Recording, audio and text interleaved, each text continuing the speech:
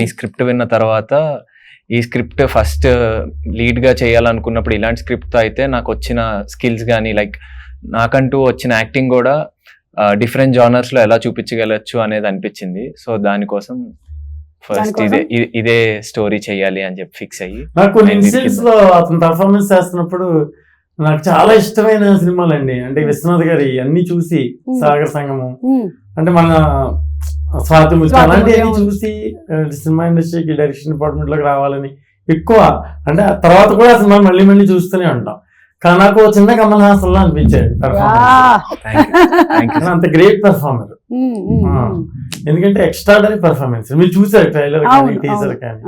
అలాగే అమ్మాయి కూడా న్యూ అయినా సూపర్ పర్ఫార్మెన్స్ అండి. అమ్మాయి ఎక్కడ ట్రైన్డ్ కాదు కానీ చాలా బ్యూటిఫుల్ గా చేసింది. అమ్మాయి కూడా చాలా క్లైమాక్స్ లో అమ్మాయి పర్ఫార్మెన్స్ కి మనకి చాలా ఎమోషనల్ గురవుతాం.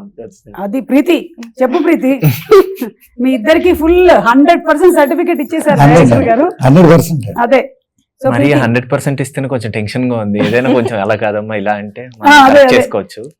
ఇంత పొగిడేసిన తర్వాత సో ప్రీతి మీరు ఫస్ట్ టైం యాక్ట్ చేస్తున్నారు.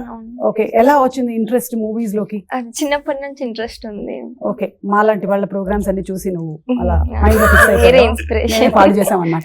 ఓకే, సో దీనికి ఆడిషన్స్ జరిగాయా? అంటే తెలిసిన కాస్టింగ్ డైరెక్టర్ ద్వారా సార్ ని మీట్ అయ్యాను. ఆడిషన్ కూడా తీసుకోలేదు సార్. యాక్చువల్లీ అయితే చూసిన వెంటనే క్యారెక్టర్ కరెక్ట్ గా సెట్ అవుతాను. అవునా సార్? అవును, ఒకే ఒక ఫోటో తీసానండి. అమ్మాయి కళ్ళు టైట్ క్లోజ్ తీసాను, వెంటనే అమ్మాయి హీరోయిన్ అని చెప్పాను నేను. నీ కళ్ళు చెబుతున్నా అలా ఫస్ట్ సెట్ అయిపోయింది అనమాట. Super super. So first day experience ఎలా ఉండింది? ఈయనకైతే చాలా సినిమాల ఎక్స్పీరియన్స్, 98 సినిమాలను చేసింది. వామ్మో, 96. ఇంకా అక్కడి నుంచి 100 లోకి వెళ్ళిపోతున్నావు నువ్వు. అబ్బా, ఎవరైనా సరే హీరో అయిన తర్వాత అక్కడి నుంచి 100 సినిమాలని, మనవాడు ఆల్రెడీ 98 సినిమాల ఎక్స్పీరియన్స్ తో 100 లోకి వెళ్ళిపోతున్నాడు.